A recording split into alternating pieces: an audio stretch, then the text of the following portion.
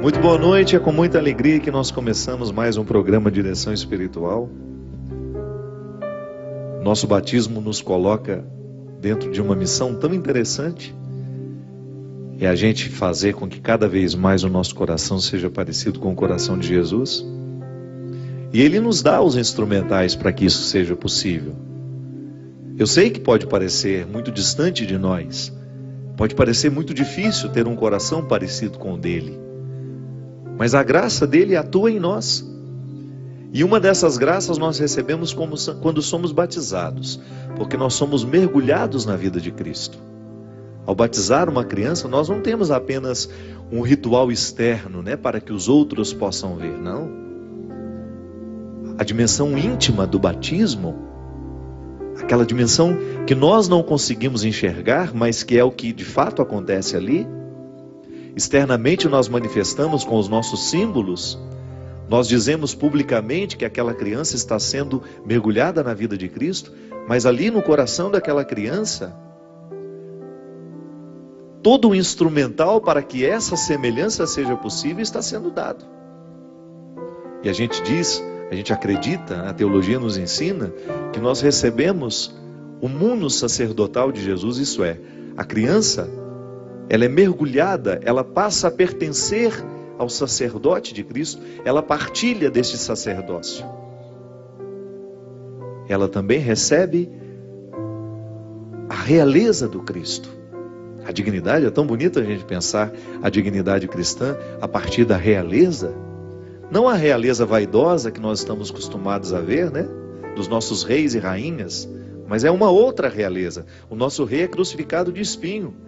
É a realeza da humildade, da simplicidade, do desprendimento, que faz com que o humano tenha condições de mergulhar no que há de mais bonito na sua condição. Só quem está despojado consegue descobrir as riquezas de sua humanidade. É essa realeza que Cristo nos dá. A realeza que nos faz vencer o mundo. Que só quando nós estamos mergulhados nesse desprendimento, nessa simplicidade, nessa humildade, nós conquistamos o mundo. A gente vai tendo a oportunidade de vencer tudo que em nós é precário, sabe? Peso, fardo. E nós vamos adentrando o contexto dessa simplicidade que a realeza de Cristo nos oferece. E o terceiro, que é a dimensão profética. Nós já falamos aqui outras vezes sobre isso. Eu sou convidado a ser profeta nos dias de hoje. Recebo lá no meu batismo esse munus profético. Participo dessa vida de Cristo, dessa dimensão profética do Cristo. Então, eu recebo estes instrumentais para que eu tenha condições de acelerar a minha semelhança. Porque isso é muito interessante. Nós recebemos um dom, nós recebemos do Cristo, ali no momento em que somos batizados, uma vocação, mas aí vai chegar o tempo da nossa tarefa, dos nossos exercícios diários, Para isso nós temos os pais, os padrinhos, que vão nos ajudar a cultivar tudo aquilo que possa favorecer o florescimento deste mundo sacerdotal, régio e profético. E um desses contatos, um desses instrumentos que nos ajuda é a Sagrada Escritura. E nós temos uma passagem em Mateus que fala de maneira muito bonita, inclusive pegando alguns símbolos do batismo que a igreja utiliza-se, que é o sal e a luz. O evangelista Mateus nos diz que o Senhor, ao fazer um discurso, e estamos no contexto do discurso das bem-aventuranças, na continuidade daquelas bem-aventuranças, o Senhor nos diz: vós sois o sal da terra. Se o sal perde seu sabor, como tornará a ser sal? Não serve para mais nada. É jogado fora e é calcado aos pés pelos homens. Vós sois a luz do mundo. Não se pode esconder uma cidade situada no monte. Quando se acende uma lâmpada, não é para pô-la debaixo do alqueire, isso é, debaixo da mesa, não é para escondê-la, mas é para colocá-la sobre uma luminária, e então ela brilhará para todos aqueles que estão na casa. Assim também, Jesus fala para aqueles que estavam ouvindo naquele dia e para nós que estamos ouvindo este evangelho hoje. Assim também, brilhe a vossa luz, a minha e a sua, que nós recebemos dele, aos olhos do mundo, aos olhos dos homens, a fim de que eles, vendo as suas boas obras, eles glorifiquem o Pai que está nos céus. É tão bonito a gente pensar que a nossa vocação nos coloca na perspectiva e na possibilidade de sermos, no lugar onde nós estamos situados, sal e luz, dar o sabor e iluminar. E para nos ajudar a pensar toda essa dimensão bonita nos dias de hoje, o que significa ser cristão nos dias de hoje, de maneira especial neste tempo, onde tantas coisas são contrárias, onde tantos contextos são contrários aos princípios cristãos, eu trago mais uma vez ele, que é o meu grande professor, meu grande mestre, Padre Joãozinho, para nos ajudar a pensar. Muito obrigado, Padre, pela sua presença. Tudo bom, Fábio? Estou ótimo, e você? Você está com uma aparência boa. Muito obrigado. Acho que você está com saúde. Estou com saúde. Estou feliz, Padre. Eu tenho vivido um tempo de muita alegria. Então você está santo, porque felicidade é santidade. Pois é, então estou caminhando. Essa frase não é minha. Essa expressão é de Bento XVI. É o gênio da síntese, né? Aquilo que a gente precisa de um discurso, ele não gasta mais do que 2 palavras, ou 3, né? Felicidade é santidade. A vida do cristão, você estava falando, ser sal e ser luz, tem um objetivo que é ser santo. Sede santos como vosso Pai do céu é santo. Mas a gente tem um estereótipo de santidade muito feio, né? Que é a tristeza, aquele santo dolorismo, triste, né? Um dolorismo, sempre um rosto meio inclinado assim, como diz o Padre Zezinho, quanto mais torta a cabeça do santo, mais tortas as ideias do santo. Não é santo coisa nenhuma, é santo do pau oco, não é? Isso é um estereótipo. Na verdade, o santo é uma pessoa feliz. É impossível ser santo e ser infeliz. Isso aqui é terrível, né? Madre Teresa de Calcutá era feliz apesar da desolação em que ela vivia. Uma desolação interior, um desafio interior, mas que não tira dela a felicidade. É interessante que a palavra beato, em latim, significa feliz. Então, quando alguém é beatificado, e bem-aventurado também é feliz. Então, quando você estava falando do Sermão da Montanha, Jesus diz assim: bem-aventurados os pobres. Outra tradução diz: felizes os pobres. Poderia-se dizer: santos e santificados são os pobres, porque deles é o reino dos céus. Então, quer dizer, santidade é beatitude, santidade é bem-aventurança, santidade é felicidade. Minha alma engrandece o Senhor, meu espírito se alegra em Deus. Maria, todas as gerações me chamarão de bendita, ou bem-aventurada, ou de feliz. E Isabel diz para ela assim: feliz é aquela que acreditou, porque vai se cumprir o que a ela se prometeu. Quer dizer, o cristianismo é um caminho de felicidade. Martírio, você falou da coroa de espinhos, mas felicidade. E eu achei bonito, sabe, a palavra de Deus sempre traz umas coisas que a gente parece que sempre leu e nunca percebeu. E nesse texto, agora quando você estava lendo, eu percebi um negócio que chamou atenção. Vendo as vossas boas obras, glorifiquem o Pai. Porque o normal seria dizer assim: vendo as vossas boas obras, vos deem um elogio. Fábio, muito bacana seu novo CD. Isso é um elogio. Poxa, o discípulo da madrugada, que ideia genial, Fábio. Parabéns. Estou te elogiando. A outra forma, sendo coerente com a palavra de Deus, seria: Senhor, eu te agradeço pela inspiração que destes ao meu irmão, Padre Fábio de Mello, ao escrever o livro Discípulo da Madrugada. Louvado seja Deus pela tua inspiração, Fábio. É diferente. E aí você liberta o outro desse, às vezes, um fanatismo, né, que a obra pode provocar em quem nos acompanha, né? Você sabe disso. Às vezes as pessoas se fixam em você por causa de um livro que você escreveu, por causa de uma canção que você escreveu, e começa a estabelecer uma espécie de idolatria que vai lhe amarrando, né? Que vai causando um desserviço mesmo. Então, de repente, quando nós nos fixamos neste elogio, nós podemos provocar no outro uma certa prisão.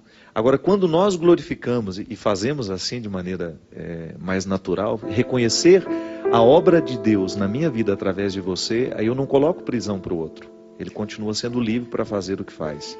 De novo, o Papa Emérito Bento XVI fala que nós devemos ser transparentes. Ele fala do padre quando está celebrando a missa.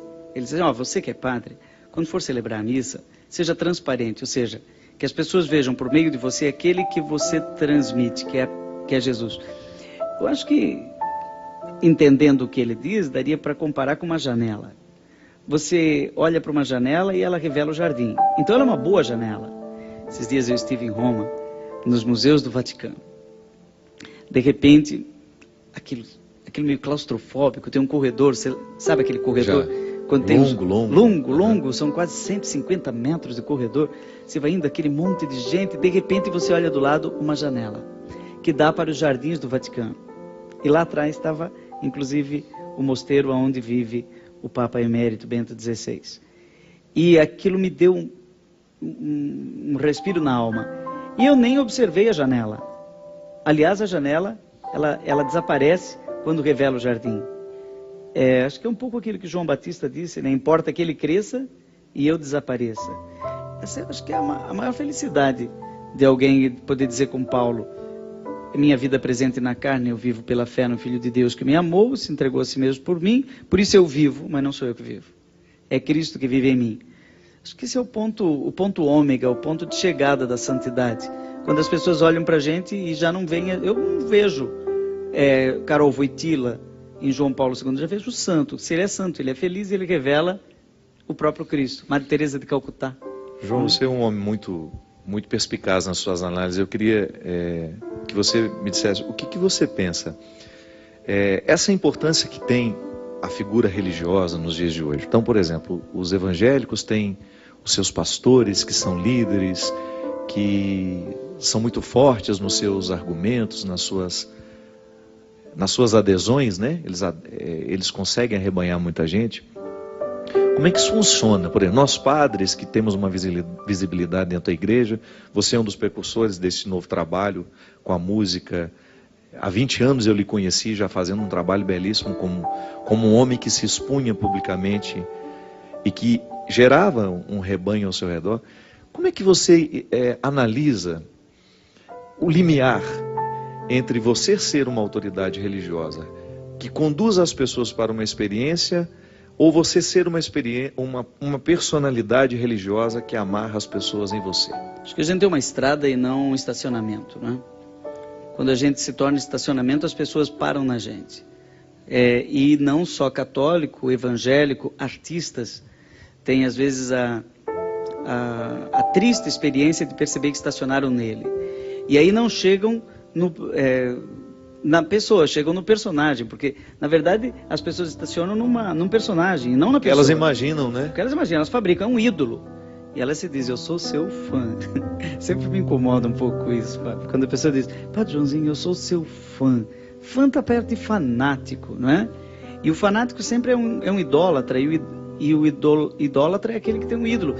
Não é o ídolo que manda nele, é ele que manda no ídolo. O ídolo não é Deus, né? Mas sabe, Fábio? É uma fatura cara, né, que o fã cobra, né?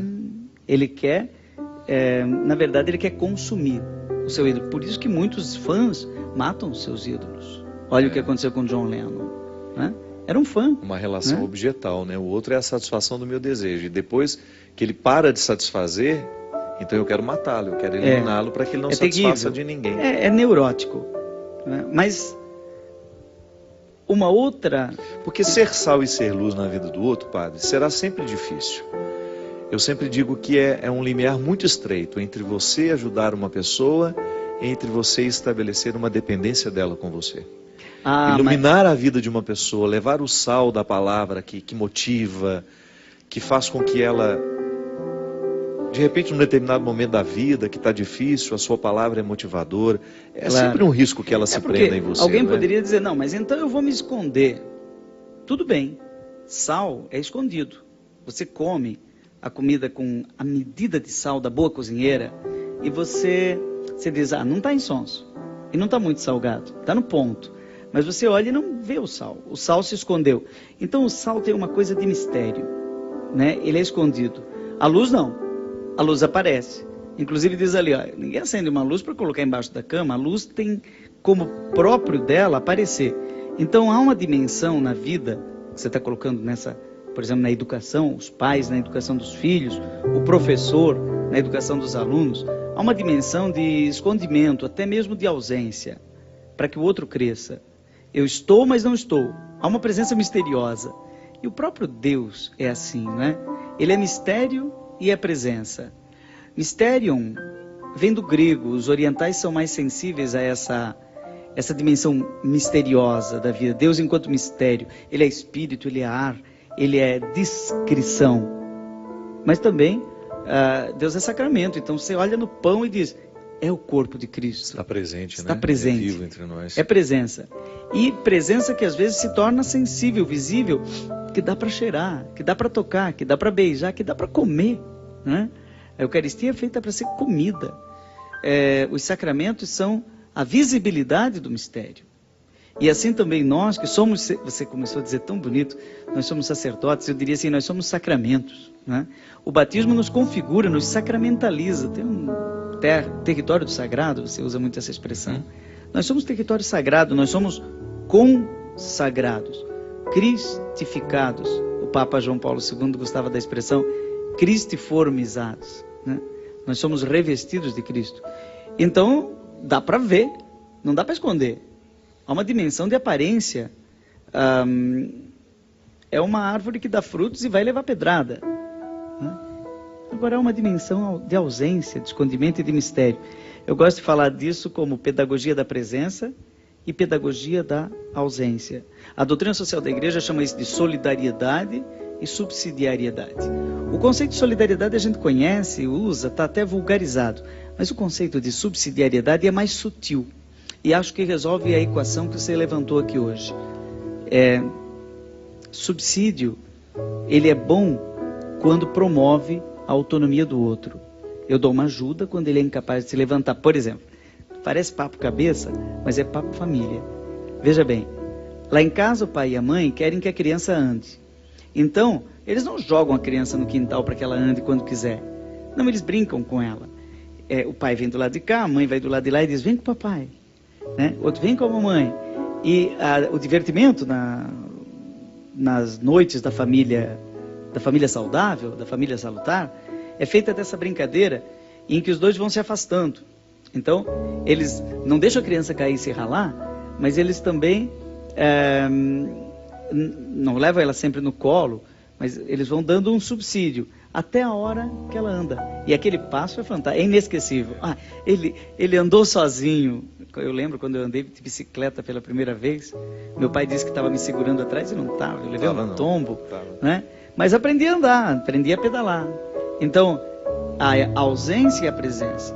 Alguém não gostou quando eu disse no Twitter, agora nesse 12 de outubro, na festa de Nossa Senhora Aparecida, que Maria sabe a hora de aparecer e sabe a hora de desaparecer. Ela é aparecida, mas ela é também desaparecida. Há um momento em que Maria some e ela deixa aqueles homens buscarem água lá, por exemplo, em Caná. Façam tudo o que meu filho Jesus disser e some. Não estava na ressurreição? Quanta gente estava? Maria Madalena, João, Pedro, né, os discípulos de Emaús, e Maria não aparece. Ela tem a pedagogia da ausência. Quem é mãe sabe o que é isso. Sabe colocar sal na medida certa, inclusive nas relações. Interessante porque quando nós pensamos no nosso cristianismo, essas dimensões que o Padre Joãozinho, de maneira tão didática, né, de maneira tão pedagógica, nos fala, é verdade. Você tem a dimensão pública do seu cristianismo, é a dimensão da luz. É quando você é capaz de demonstrar com a sua vida. Eu não sei nem quem foi que disse isso, que a gente precisa viver bem, porque às vezes a nossa vida é o único evangelho que o outro lê. Foi quem que disse isso? Você lembra? Não? Sei não. É algum santo da igreja que diz isso. A gente precisa prestar atenção na maneira como nós vivemos, porque o outro pode ser que o único evangelho que ele consiga ler seja o nosso jeito de viver. Então é a dimensão da luz. Nós vamos ser públicos. Agora há um cultivo íntimo no nosso dia a dia, que é o que vai dando o tempero para a nossa vida. É a dimensão do sal.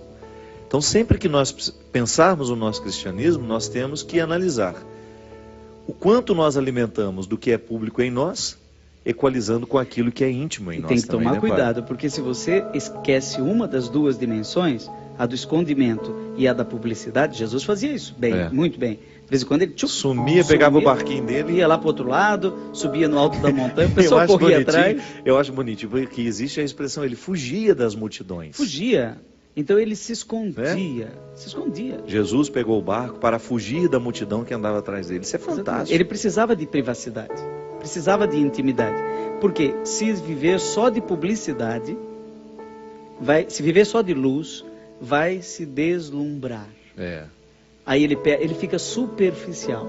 Agora, se viver só de privacidade, só de intimidade, só de sal, ele vai ficar salgado. E perde a oportunidade de fazer o desdobramento dessa vida íntima, que é o anúncio, né? Tem gente que acha que os eremitas dos primórdios do cristianismo, que existem ainda hoje, São Jerônimo, Santo Antão e outros, que eles eram pessoas antissociais. Mentira! Imagina! Eles eram psicólogos.